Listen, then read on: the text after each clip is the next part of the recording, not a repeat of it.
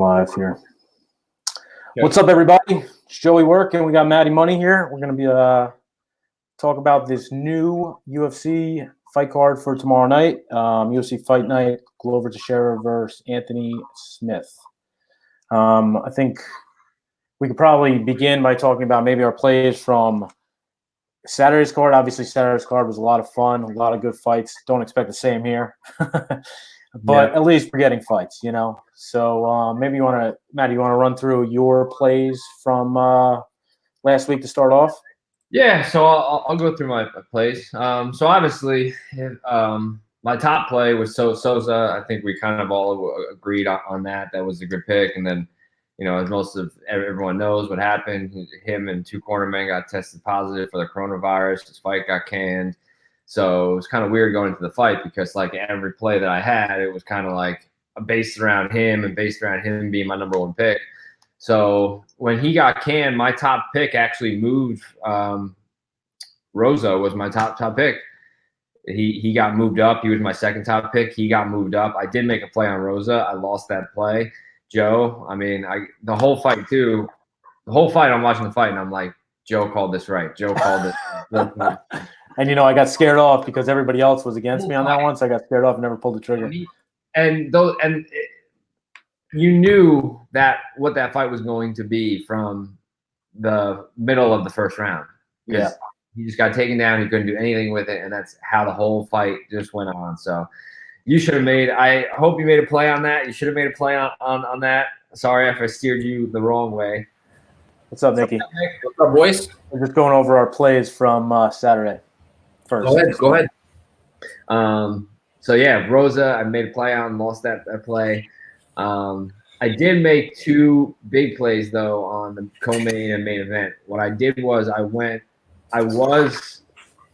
obviously liked Dominic Cruz. We talked about that. For some reason, as the fight was approaching, I just couldn't put my money on Dominic Cruz for some reason or another. But I loved at that moment, about 5 minutes for the fight, I loved the under in that fight, the under in 5 rounds. I made a play on the under in 5 rounds. Obviously won that. We all know how it ended. I mean, Dominic, he looked like he took that loss terribly. I mean. Yeah. I saw he was tweeting out stuff and already talking about, like, he doesn't know who he's going to get to fight next. He was. I mean. I called it 3 Z's. I knew he wasn't going to win that fight.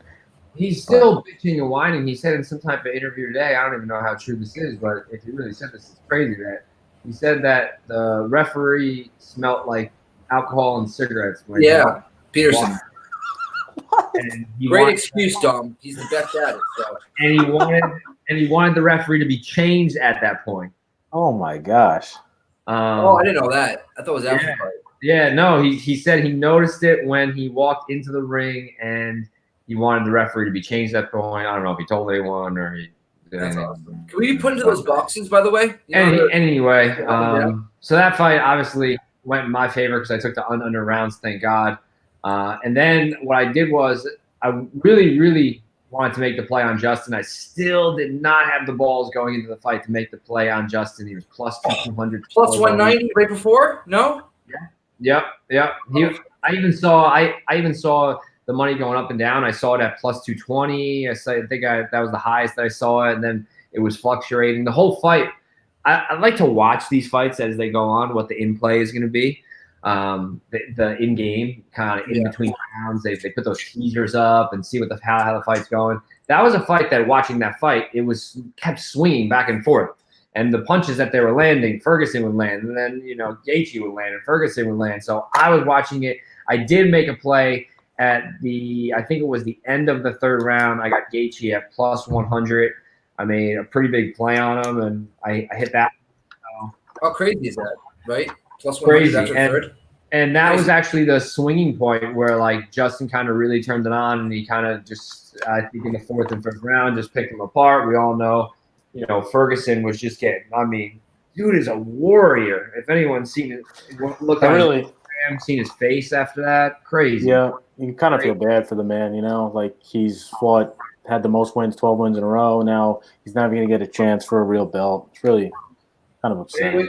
He got his fake belt taken from him, so why should he? Yeah. I think they put up some crazy statistic that it was like the last time Ferguson lost, Conor McGregor was still on welfare. Yeah. It's been a long time, but you know, overall, like I said, my major regret on that whole thing was not going in Joe's way with the Rosa fight. Yeah, so I'm just going to do a quick run through here as well. You know, obviously Ryan Spawn, he won but didn't finish in the distance. Couldn't get it done. I thought he was actually going to lose at the end of that fight, which I was actually like, you know, at that point, I was like, I'm going to lose this bet either way. I hope he loses. Screw it. Hey, you know, you want Alvey to win. Hold on, though. We cannot count Sam Alvey out. I love Sam Alvey. Still love the guy. He was. He was. Absolutely. Still love him. He almost got choked on that first round, though. You know what I mean? Yes, he did. Yes, he did. It was close. We were close to cashing that. Yes, we were. Very close. Obviously, Bryce Mitchell won the second one. You guys talked me out of it. I never actually bet on that. Sorry. Vicente won inside distance. That was a win for me. The girls I didn't touch. Alexei Olenek, who I leaned, got the win. Even though when I went to the judge at the end, I probably thought he might have lost that fight. Yeah. But that's neither here nor there. Obviously, Pettistroni was good. Did you think finished that Cerrone one. won? I thought Cerrone won. I didn't think so. I thought so. Cerrone won too. Really? I didn't think so. Yeah. Obviously, Sterling Stevens got the shit kicked out of him. Gator. Francis Ngannou just comes in there, runs at him, knocks him out in 20 seconds. I was like, you know, but like Francis can do that to low-level guys. Once like this, he's not going to do that to Stipe Miocic. Like he's saying, like, oh, blah blah blah. I want the title fight now. Listen, this is what happened already. You had 3 good fights, then we gave you a title fight. And then you lost to Stipe, and then you went into like a scared mode and lost Derek Lewis back to back. Now we gave you another 3 easy fights, and now now he's talking again like he should the king of the world. Yeah, whatever. My Cejudo and Hardy parlay obviously paid. Jorgen De Castro, he must have took off. He must have fought 7 minutes of the full 15 minutes. He was walking around. He was out of shape, just hanging out. Yeah, he broke his foot when Hardy checked. That was pretty awesome though, because Hardy said in the post interview that he heard DC telling him to check the kicks. He checked the kick. The guy broke his foot, and that was the turn of the whole fight. And he eventually won because basically he heard DC announcing. DC coaching Hardy from the commentator. Yeah. So actually, in the last match too, Ferguson Gaethje, I'm pretty sure they were saying like we need to keep this down because they really can hear us, you know, and this is something different. Mm-hmm. But anything you want to talk about on that card, Nikki?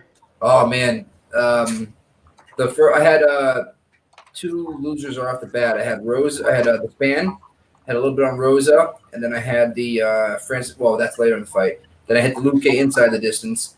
Lost the Frankie Murder to go to the second round, but then the main card hit, and it was all freaking money. I took had Henry Cejudo inside the distance at +140, by knockout at +175, and no distance at +105 in the same freaking fight, all for a unit. Actually, no, that I had a 3/4 of a unit on it, not going the distance. And then I had Justin Gaethje at +155 or 160. I have to double check, and then I hit him again +190 right before the fight.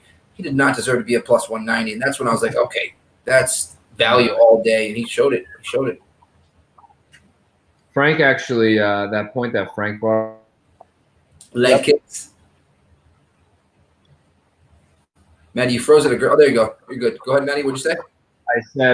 I said when Frank brought up Justin Gaethje's kicks, his leg kicks, that played a major role in that fight. Yep.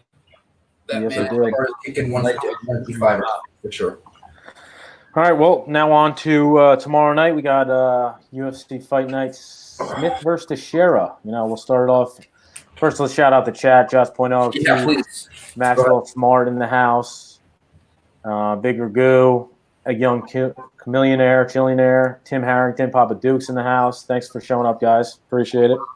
My dad, he's horrible. So, first fight we got on the card is Isaac Villanueva versus Chase Sherman. 2 guys who are lucky to even have another fight in the UFC, I would say. Actually, this might be the second fight, but either way, we'll start here. So I looked into this fight for a good amount of time. Chase Sherman at 14-6. He's 30 years old, 6'4", 78-inch reach. He's back in the UFC after a 5-fight elsewhere. which include 2 fights in the bare knuckle fighting. He went over there, so that definitely. I think that honestly is going to be a deter for him because, like, I mean, he went 1-1 over there, but He fought a tough these guy. guys. I mean, that's not even about who he fought. Just getting hit bare knuckles by somebody cannot be good for you, you know. And doing it twice, doing it like in 3 months, twice in 3 months, and now he's here. It is what it is. But he's 4-1 last 5, 2-5 in the UFC overall. Getting hit. What are you saying?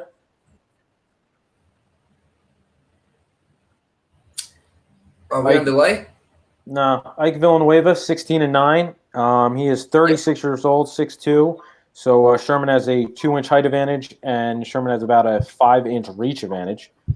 This will be his first UFC fight, so they call this guy out of nowhere. 36 years old, 4-1 last 5, 8-2 last 10 overall, and he stopped his last 4 all by KO. So I was as I looked into this more, I'm really leaning Ike Villanueva here plus 140-ish. Like basically they have one common opponent in Rashad Coultier, and they both knocked him out. Sherman got him in the second round. Ike got him in the first round.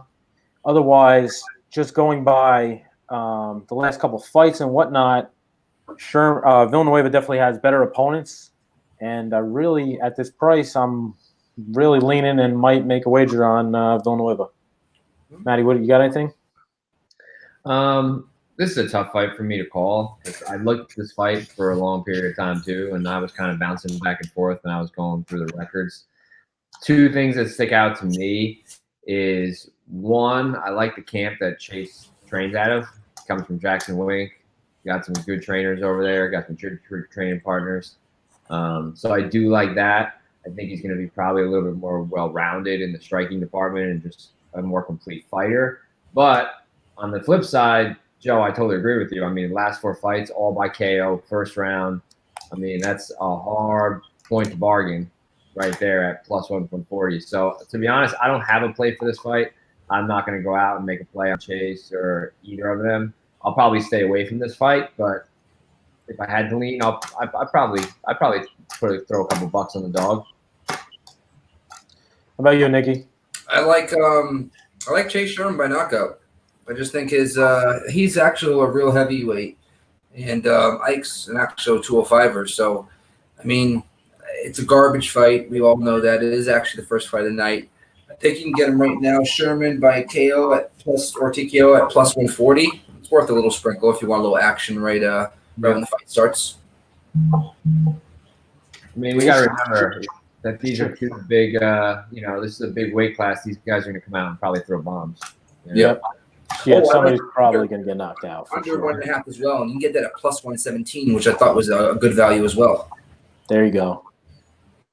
I like that look too. All right, so on to the next bout we got here. Gabriel Benitez versus Omar Morales. Gabriel Benitez, 21-7. He's 31 years old, 5'8", 71-inch reach. He's 3-2 last 5, 5-3 in the UFC. 4 of his last 10 to decision. And then I got Omar Morales, 9-0. He's 34 years old, 5'10", so his 2-inch height advantage and a 3-inch reach advantage. He's 2-0 in the UFC, and 2 of his last 5 went to decision. I put fights at 205. What's that? But based on opponent's skill, I definitely lean Gabriel Benitez. When I was looking through both fighters and their strengths of fights and who they recently fought, I lean Gabriel here. But at 155, this 155 weight class, I'm probably not going to make a bet on this one. I think it's a hard pass for me, or easy pass for me. I like Morales, but I saw the weigh-ins, and Benitez looked bigger. You know what I mean? And decently bigger. So it's a tough one to gauge. I'm going to pass on this one. Have a beer and just sit back and watch and see what happens, and kind of gauge each guy from this fight. Play going on right now, guys? Yeah, you're going in and out a little bit. Hold on one second. Maddie's frozen as well, I think. Yep. Maddie, what about you? Hold on. I don't think it's our internet, by the way.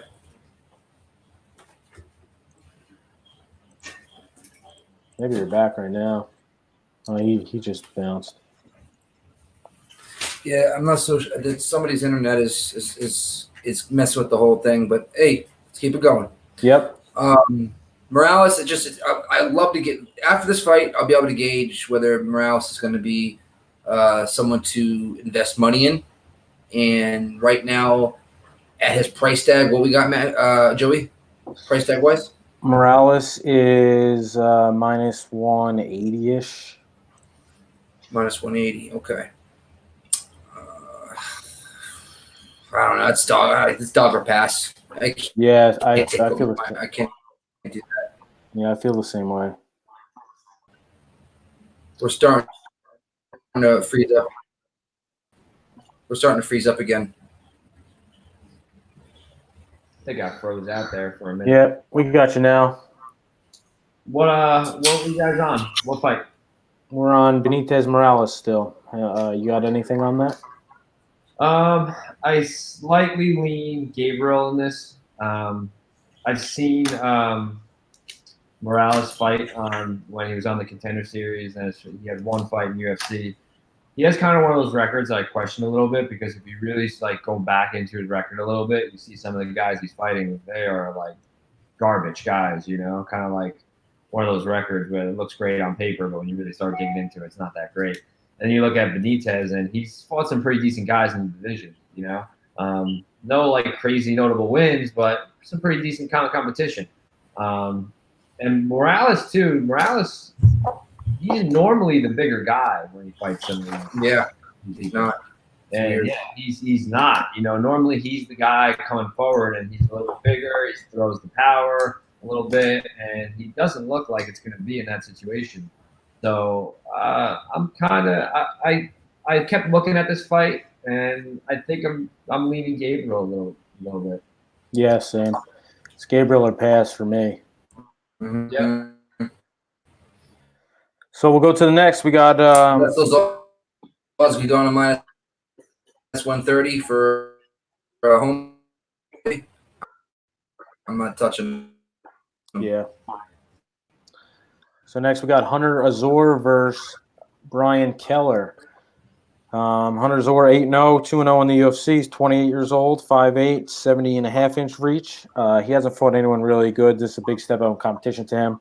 Brian Keller 3-2 last 5, 4-3 in the UFC. He's 33 years old. Hunter has a 2-inch height advantage and a 6-inch reach advantage. Here for me, it's either Hunter or pass, but now the line has gone from 180 almost to minus 200. So I might have missed the move here. Maybe get a live odds like you did, Kirch, or maybe take Hunter within the distance is probably the only look here.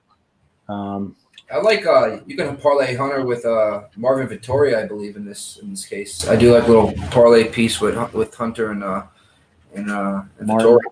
Yeah, I wouldn't mind that. Matty, what do you think? This is another fight that. So I seen Hunter fight when he was on the Contender Series. He's had a couple fights. He looked pretty decent. Another fight where you got a guy that's 8-0. You don't truly know how good he is until he faces, a decent competition. Problem is that I can't swing the other way and trust Kelleher, because I've seen this guy lose too many times on, fights that should be a little bit of a step up. He goes out and he loses. So that's not worth my money to put on him. So this would be, if I had to choose, I'd swing Hunter or it's pass. When I was doing some homework today, I saw that Keller actually fought Frankie as an amateur, and Frankie beat him. Yeah. He fights at Rare Combat. Really? Yeah, dead ass, yeah. Yeah. Didn't know that. Yeah, he's I think Brian Boone should stick to his rapping. That's all I think. I'm pretty sure Brian is a Long Island guy. He is. Yep. Yep. He's not a bad fighter whatsoever. I'm just busting balls. Yeah. All right, on to the girls. Saraja Eubanks versus Sarah Morris. Eubanks 35, 5'3", 67-inch reach. She's 2-2 in the UFC, 3-2 last five. Not counting her, obviously, Ultimate Fighter Expedition matches. Sarah Morris, 6-5. She's 32. She has a 4-inch height advantage, and the reach is exactly the same. She's 2-3 last five, 3-4 in the UFC. So this line is Eubanks is favored minus 350 to all the way to minus 400. You could find in places. So Eubanks, obviously, she's one of Frankie's friends. I've seen her at the barbecue maybe a couple of years ago. I would take her within the distance. If I made a play, I'm probably going to wait to see if there's any line movement on this. If not, not laying 400 on a girl. Sorry. No. I mean, the only thing you can do is prop it. You know what I mean? Or parlay it some with it, yeah. Yeah, it's like tough. I mean, I like more ass's ass, but that's about it. Literally. But, I mean, Eubanks is known to gas. We all know this. And that being said, I mean, at her price tag right now, it's ridiculous. I mean, you could take her inside the distance or by decision, but, I mean, there's no value here. I was onto something earlier on, some breakdowns, but no, I'm passing here. Yeah, it's for me, it would be Eubanks or pass, but there's absolutely no shot that I'm going to make a play it. No value. I wouldn't even make a play it. To be honest, I don't like her that much. I would probably make a play if it was minus maybe 150, 175. Anything above that, I wouldn't touch it. Yep, gotcha. All right, now we got my guy Michael Johnson versus Diego Moses. Michael Johnson, 33, 5'10", 73.5-inch reach. He's 2-3 last five, 11-11 in the UFC. And he's basically fought everybody, including Khabib, Justin Gaethje, Dustin Poirier, Nate Diaz, Edson Barbosa, Miles Jury, Tony Ferguson. He's fought everybody. And we got Diego Moses, 2-3 last five, 2-2 in the UFC. He's 25 years old, 5'9", and 70-inch reach. So Michael Johnson has about a 3-inch reach advantage. This is at 155. Mike looked very big on the scale there. I'm going to definitely make it a play. Mike Johnson, the line is probably at you can get a plus 105 right now. I'm going to make a play on Michael Johnson plus 105. I love the guy. He's a warrior. He goes in there, and I remember that Nate Diaz fight. I'm pretty sure he beat Nate Diaz. I was at my cousin's house, or maybe he might have just lost in the last round or whatever, but they had a battle. I remember where I was when that fight was on. But ever since then, man, Michael Johnson, big fan of his. He just goes in there and risks it all, and you gotta love those kind of guys, you know. You nailed it. I have yours written down. Looked huge after the weigh-ins, face off, whole 9 yards. I don't mind Johnson by decision at plus 175 as well. You know what I mean? I might do like a full unit on Johnson and then maybe a quarter, half unit, depending, whatever on plus 175. Thiago Moyes is tough. You know what I mean? Yeah. So. Yeah, I do like Johnson here a lot. He looked way bigger, and he looked filled out, healthy, smiling, not sucked out at 145. I like him at 155. I don't know why he dropped down. A lot of these guys that drop down, they're trying to look for a belt because I think they're fighting smaller guys, but they're just fighting smaller. You know what I mean? So, yeah, I like Johnson here as well. Yeah, same for me. I think you guys hit the nail on the head. I mean, even though Johnson, he doesn't have the best record. He's lost to a lot of guys, split decision, knockouts, decisions, everything. But he's fought the best of the best. I mean, he's seen so many different looks. He fought the best of the best. I think this is going to honestly be a huge step up in competition for Thiago. I think he's going to kind of be out of his league. He's probably going to try to strike with him. He's going to probably get picked apart. So I'm definitely making. I'm surprised at our price tag we're getting on. You know what I mean? It's a great price tag. I know, right? The problem is that if you look at his past 10 fights, he's probably only won, I think, 3 out of his last 10. Tough guys, though. His face. Yeah, I mean, exactly. But then you look at, the wins and the losses, and it's like, Nate Diaz. Then he knocks out Dustin. Then it's back to Khabib. Then it's Gaethje. Then it's Elkins. It's like these are all like badass guys. Yeah. The only thing I sometimes worry about is what Michael Johnson is going to show up because, sometimes he goes out there and it just looks like he comes in, he doesn't train, and he's just ready to throw down, and whatever happens. Yeah. So, I think he answered that on the scale. the way he Either looked. way, You know. I'm all about it. I'm definitely gonna make a play on him, especially at 105. Cool. All right, so next we got Andre Orlovsky versus Felipe Lins. First, actually, let's shout out the chat. DX Filler, Russia 5446, Gerardo Hernandez, Nelson Lorenko. What's up, everybody? Tease obviously in the building. So we got Orlovsky versus Come on, Lins. guys. Orlovsky is 41 years old, 6'3", 77-inch reach. 1-4 his last 5, 17-13 in the UFC. 3-7 in his last 10, and 2 of his last 10 made it to the final bell.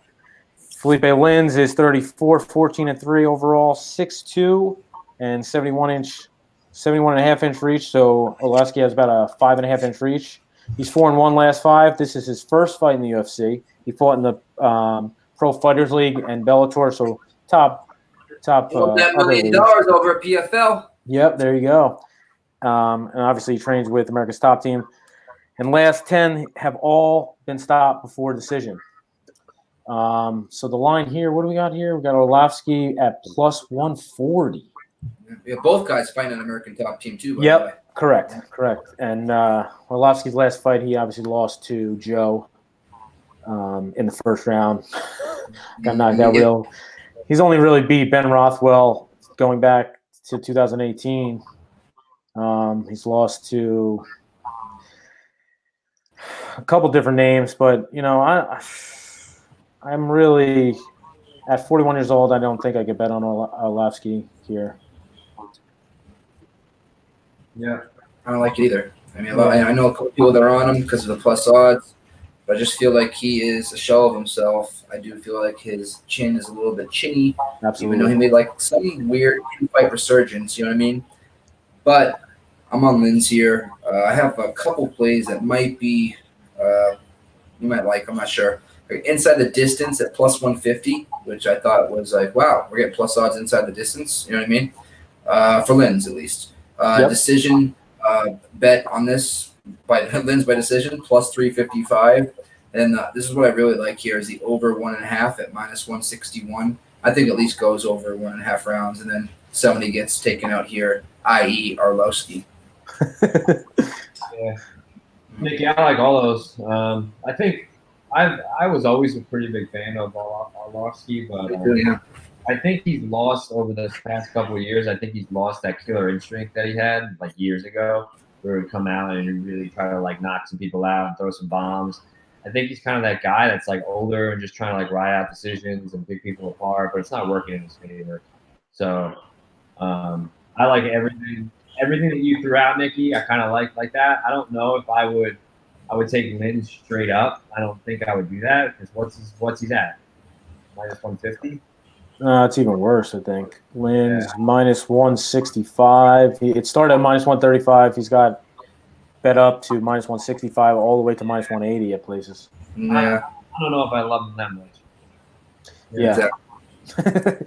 I feel the same way. It's a weird card, guys. It really is. They're putting together these cards where like anything can kind of happen. Like when we get to this Rothwell and OSP fight, like I mean, you know, and that's not Rothwell. I'm calling Twinkie Boy. So since there's no other sports going on, there's going to be a lot of handle on these. So I would expect line movements to be more than usual, you know, and probably favorites as all the Joe Schmoes are just betting favorites, closing their eyes and betting the favorites. Yeah. So. And I thought it would be the opposite. I thought they'd be like, let's take the underdog. You know what I mean? But no, they're not. They're betting the favorites up. Yep. All right, so we're on to the next. Next, we got the main card. Carl Robertson versus Marvin Vettori. Carl Robertson, 29. He's 6'1", 74-inch reach. He's 3-2 last 5, 5-2 in the UFC. He did miss weight. He's the only person on the card to miss weight. Then we got Marvin Vettori, 3-1. He's 26 years old, 6 foot, 74-inch reach. So they're basically identical in height and reach. He's 3-2 last 5, 4-2-1 in the UFC, and he lost. When I was doing my research on this, I looked up Martin, and I saw his last loss was to Israel Adesanya, and that was a split decision. And he almost won that fight. I looked up the fight, and I watched the whole thing back, and he definitely won the third. He definitely won the third round for sure. And he gave Adesanya are probably the toughest fight he's had recently, that I've seen recently. Yeah, so, and Carl's a guy from the town over from me. He's best friends with Corey Anderson, so his name's been around. We know him, whatnot. So, I'm probably going to lay off this one just because it's hard to, bet against a friend or whatever, but I'm definitely leaning Vettori if I had. It's another pretty damn hard fight to call, to be honest. I have a decent lean here towards Vettori, though, a pretty hard lean. His takedown defense is 80%. I think you mentioned Roberson's at 53%. And I believe Vettori, if he wants to take this to the mat, he will be able to do it pretty much at will. And who did Roberson just get floored by, but he ended up winning? He lost. Oh, his last one? Yeah. His last fight, he beat Roman Kopilov, rear naked choke in the third. Before that, he beat Wellington Turner, and then he lost to Glover.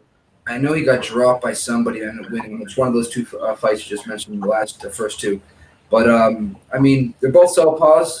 They both have, like you said, 74-inch reach. I expect it to be a freaking battle.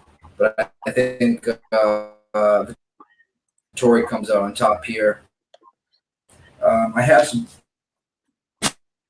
prop bets that I liked here. Let's see here. 25 for the fight not to go the distance. I can see this fight easily not going the distance, and I'll take it at plus odds. Yeah, that's actually my bet. I'm going to make a play on the under for it not to go just to be stopped. Yeah. I think for both of these guys, I think they're walking out there with the mentality to kill or be killed. I mean, Carl kind of has that mentality to begin with. He walks out. He's a big guy. He's not a guy that has a really big gas tank, so he does go out there. He throws some heavy shots in the first couple rounds. And I think Marvin, this is right up his alley. He loves that. He loves when guys come at him. He loves to throw bombs back. I think the reason why it's plus money is because Marvin is such he's really, really tough to finish. You can't finish the guy. There's, another guy that's head is just made out of granite. But I think for Carl, they were getting chippy at the weigh-ins with one another because Carl was weight. And overweight. I think both of these guys want to go out and make a statement, So I think this is going to be right from the start. They're going to be throwing some heavy shots at one another. Roberson looked big, though. He did. He looked big. You know what I mean? It's not like he looked sucked out or anything like that. I mean, he always does. Well, he has fought at 205 multiple times. Yeah, you're right. He's just a naturally big guy.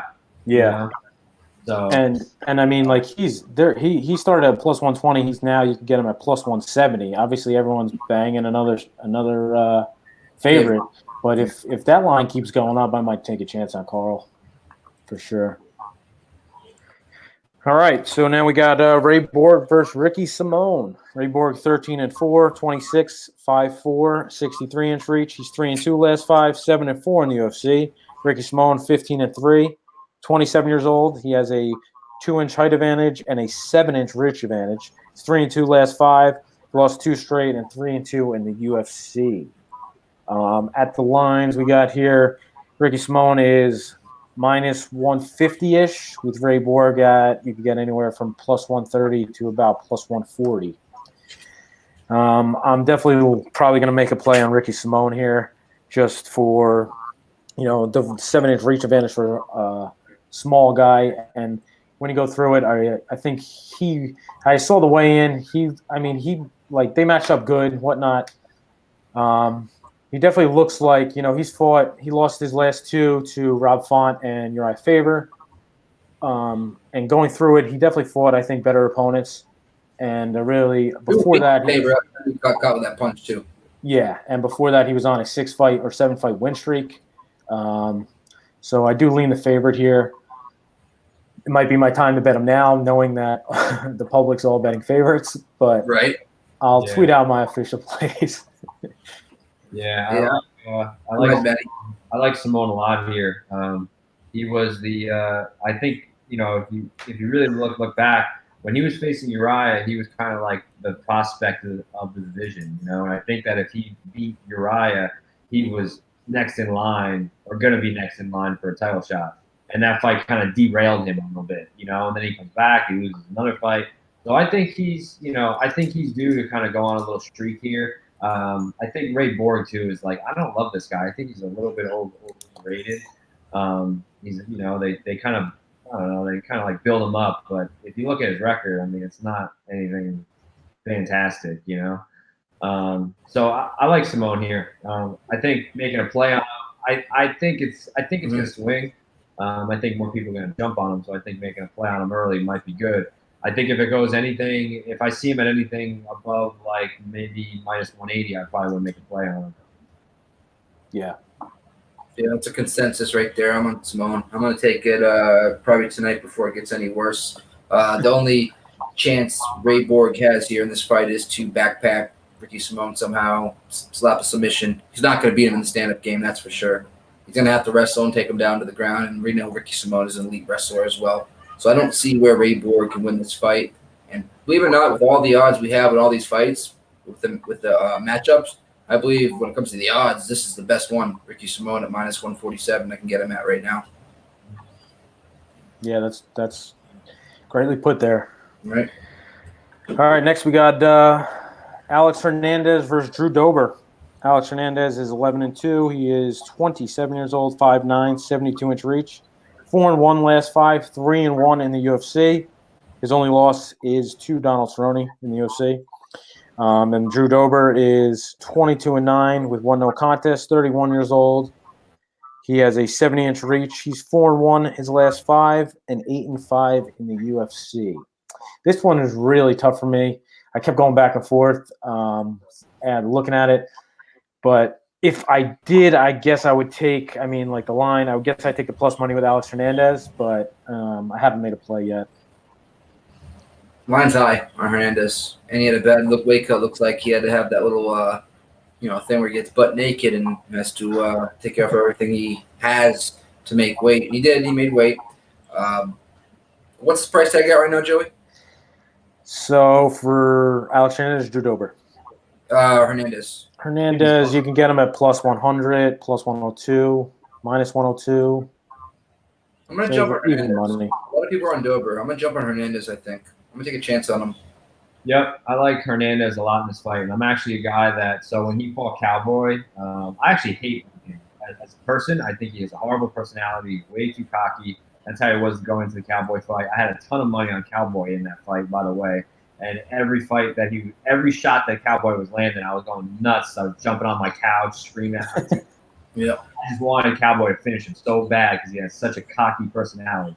But in this fight, I do love him because I don't see a way for Dober to win this fight. Because I think Dober maybe might edge him out on the striking. But the problem is that Alex Hernandez is really, really tough. He can take a lot of crazy shots. Even though Cowboy knocked him out, he took a friggin' head kick to knock the guy out, and it didn't even knock him out. It just got, he just fell and he just got finished on the ground with some ground and pound.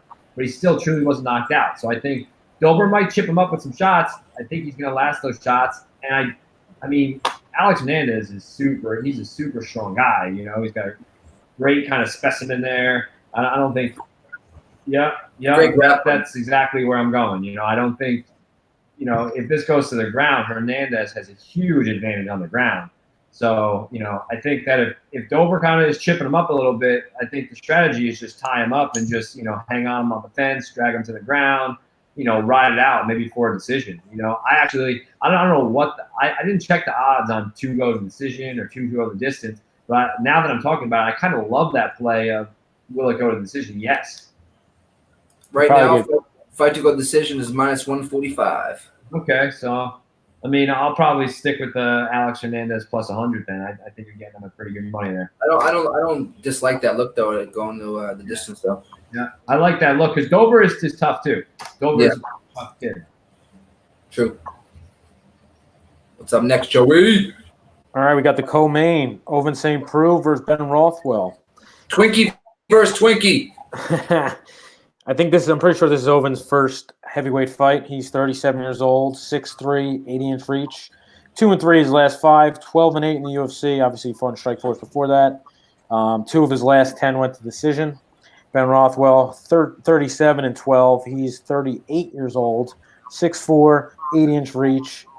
He's 2-3 last 5, 7-6 in the UFC, and 3 out of his last 10 went to decision. So someone's going to get knocked out here. or Owen's going to do his signature choke. But I know Rothwell already made a comment saying, "Hey, bring it, bring the Von Flue choke, bring whatever you want." Yeah. And I really, what do we got for odds here? We got Rothwell at plus 115. If anything, I would lean Rothwell. I might just sit back, drink a beer, and watch this one and enjoy these two bangers go at it. Because I really don't know what I'm going to get out of Owen St. Preux. I know he put on 35 pounds, but he's still almost 30. He's still going to be 40 pounds less than Rothwell when it comes down to fight night. Yeah. So, true. Let me tell you something. I believe that's going to make him so much slower to the point where he's going to, OSP's known to gas after a little bit. He's carrying around all that weight, extra weight that he's never fought with before. I think maybe the first round Rothwell's going to have trouble gauging him. Angles is lights out. It's the Die Hard Clint. Clint from Die Hard. It's his dad or Pass. They look identical, by the way. Mo Screen, what's up, brother? I think this is going to be a weird fight. I think I don't even know how to see this, but when I kept on leaning back and forth, I think St. Preux he's changed his game plan the past couple of years. His game plan used to be like try to strike with people. I think he was kind of learning that it just didn't work to his best advantage, and he's been really going for these submissions, these wrestling submissions. So I think his plan is, we all know Rothwell, if you can get him to the ground, if you can drag him to the ground, that big, hairy guy, if you can drag him to the ground, he's going to probably stay on his back, and he's not going to get back up. So I think if it was in St. Preux's best, he's going to probably just try to just shoot for a crazy takedown. Hopefully he gets it, a big double leg. Hopefully he gets it. And if he gets him on his back once, I feel like he's just going to gas him out. Ben's like a good jiu-jitsu, though, I think, right? Isn't he like a black belt? Who? Ben Rothwell. He's a pretty decent belt, I believe. I don't know. I feel like, he's got good takedown defense. I just don't see how OSP's going to take down a bigger guy like that. He's going to have to use his twitch muscle, or whatever you call that, with my whole butt. So it's like I think he should have came at 228. In good shape, instead he came in at 241. You know what I mean? I don't have a play on this. I'm probably not going to make a play on it. I'm just going to stay away because it could go either way very, very quickly. Very true. Yep. All right, on to the main event. We got Anthony Smith versus Glover Teixeira. Anthony Smith, 31 years old, 6'4", 76-inch reach. He's 4-1 in his last 5. His only loss was to John Jones. He's 8-3 in the UFC. His last 10, 2 to decision. Glover, he is 40 years old, 30-7. He is 6'2", 76-inch reach. 4-1 last 5. He's won 3 in a row. 13-5 in the UFC. Last 10, 3 to decision. Back when our buddy Corey, fought Glover, that was in 2018. I thought, this is the down spiral for Glover. Then he went on a 3-fight win streak, beating Carl Robertson, Ian Cutabella, and Nikita Krylov. Yep. And now it is Anthony Smith time. For me, it's Anthony Smith or pass. Even at 175, I really don't think that's bad. Anthony Smith, he's been on the up and up here. The only loss he had was to John Jones. He's beat Gustafsson. He's beat Volkan. Obviously, Rua before that, but we can toss that one out because he's on the downward spiral. But either way, it's either, for me, I'm probably will find a way to get on Anthony Smith, even if it's within the distance. I almost forgot they're out fighting 5 rounds because it's the main event. So within the distance is probably the way to go here, rather than just lay the money line, because I don't think they're going to go to the decision for 5 rounds. But that's what I got. What I've been back and forth in this fight. I've done breakdowns with this all week, as you know, and I was leaning Smith, Anthony Smith, and then I saw the weigh-ins today, and Glover looked good, man. That's the best shape I've seen Glover in a long time. and Anthony didn't look in that great of shape. And then I got some people in my ear chirping, you know what I mean? And it's just like, oh, God, do I go with my gut, which is originally Smith, or do you take those really good odds on Glover? And does he take him down and do what he not wants, but just control time, you know what I mean, with Smith? And then again, like you just said, it's 5 rounds. Can he do that 4 or 5 rounds with Smith without Smith knocking him out? Well, you just brought up great 3 points. He's coming off 3 W's off of 3 decent strikers, Roberson being one of them, right? Yep. It's tough, man. This is a tough fight to call. This might be the toughest fight on the card to call. Easily the top 2. Man, I don't have a bet here. What's the over? Actually, you know what? What's the over 2.5 right now? Let me take a look at that real quick. Yep. That's at something you said, over 2.5. Over 2.5, minus 130, 125. Sign me up. I can get minus 115 I'm looking at right now. Sign me up for over 2.5 rounds. I like that a lot. A lot. When was the last time Glover fought 5 rounds? I like the under in this fight. I'm totally on board with this fight's not going 5 rounds. Smith is a guy that, I think it's weird because they both have kind of like those keys to victory. We obviously know Smith sucks on the ground. John Jones kind of exposed that. He just took him down and kind of laid on him the whole time, and he could do nothing the whole fight. But the weird part is that, so in an interview, Smith said that he thinks that he can submit Glover, and Glover can bring it. And to me, after that, watching that interview, what that sounded like is he's scared. He's basically saying, hey, like, don't bring me to the ground, Glover, because I'm going to submit you. Yeah. Like, that's basically him scared. Okay, please don't take me to the ground because I'm going to get submitted. Devil's so advocate. obviously, but it's weird because, how much did Smith go back and work after losing to John Jones? Because if he went back and worked what he lost to John Jones with, hopefully he's not going to get taken down that easy. But again, Smith is a guy that I think he's kind of like, he's an old fighter. He's been doing this for a long time, and he's tough. He's tough, but I think that he's so like, I don't really see him evolving that much. He kind of just goes out with kind of the same fighting style. His striking might get a little better, but I think his key to victory is he's got to stay really long, really rangy, and not get close to Glover and keep that length that he has, and just kind of pick Glover apart from the outside. But on the other side, Glover can easily just rush him, push him to the back up against the fence, drag him down. It could go either way here. I still like it being way under 5 rounds. I love that look. And if I had to lean, I would slightly lean on Glover. Reason being is because the past 3 guys that he's taken out have been like pretty much top contenders in the division. I mean, who do you just fought that guy's huge, like Coach Laba or Kuchi? Yeah, that's the Hulk guy. That dude's a beast. Yeah. That dude's a beast. And he took that guy out. Then he took Carl out. Not that Carl's like a top contender in the division, but he took Carl out, another big striker. So, like, these are 2 guys that fight similar to Smith. They come out, they throw some big bombs, they try to stay rangy.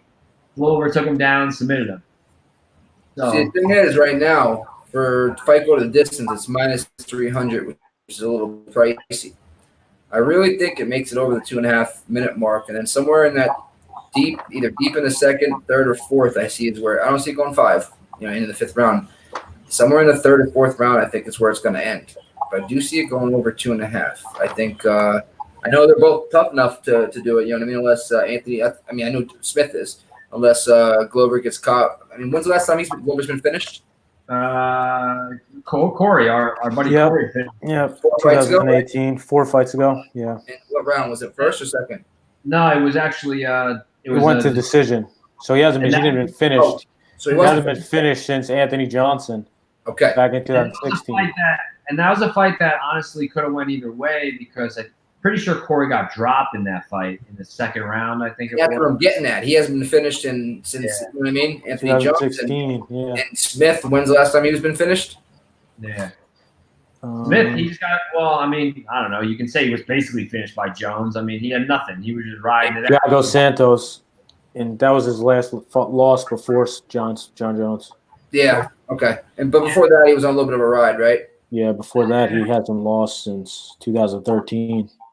Yeah, but then again, I mean, I don't know. Like you look at his record and like the guys that he's fighting, they're not like he's on a little bit of a tear, but they're not anything great. Oh, I'm on Glover. I just like the over too. I'm on Glover and the over, 2.5. Okay. I like it a lot. I mean, I just do. I just think it's going to hit. I actually liked the under 5 rounds in this fight, or just to be stopped, so much that I was playing with it as a parlay with either Johnson or the under in the Carl fight. Well, minus 300, and then parlaying that with the under in the Robertson fight. So, like, if just for instance, like if you pick Johnson to win at minus 112 and you parlay it with this minus 355, you're actually getting at plus 149. Okay. My book won't even let me parlay an over under with the same fight. Yeah. And then I was playing with the other parlay of adding basically my 3 picks of the night, which was Johnson, the under fight, and then the under in the Carl fight, and that was at plus 405. Ooh. Yeah, Nikki, we're in Jersey. It's legal here. We got plenty. If one guy doesn't do it for us, another guy will. Yeah, right. There you go. How do you want to just go through our best bets here and then wrap this thing up? Yeah. And here, I'll go second. I got my 2 best bets. Again, I think I'm going to go back to Johnson. I think we're all in agreement with Johnson. We like Johnson a lot. Yep. Like Johnson, I also like the under in the Carl fight still. If I had to pick a dog of the night, that's my dog to hit, the under in the Carl fight at plus, I think it was 225. And then my last pick was Hernandez. I like Hernandez at plus 100. Okay. I like the under 1.5 at plus 117 and the opening fight with Sherman. I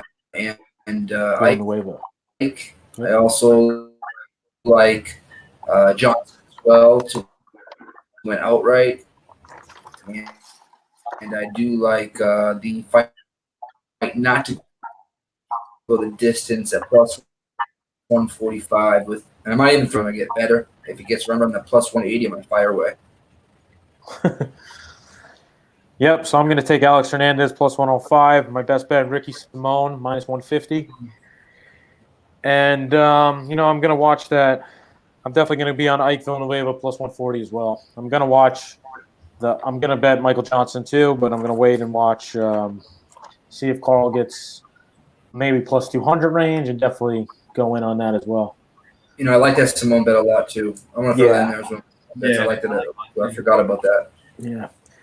All right, well, shout out to the chat. Bob Taylor, Mike Cain's in the house, Gianno Hernandez, Young Chillionaire, Moss Green TV, Alex Ramirez, Tease, Boston Nick, Josh Point O, Maxwell Smart. Shout out everybody in the chat. Thanks for showing up, guys. We appreciate it. Thank you. Appreciate it. And enjoy the fights tomorrow. Good luck. Hopefully we make you some money. Yep. Let's cash those checks, guys. Okay. We got sports back, and it's UFC. We're going to make some freaking money. Let's get this done. That's right. Let's those bookmakers, all right? Let's go. Let's go.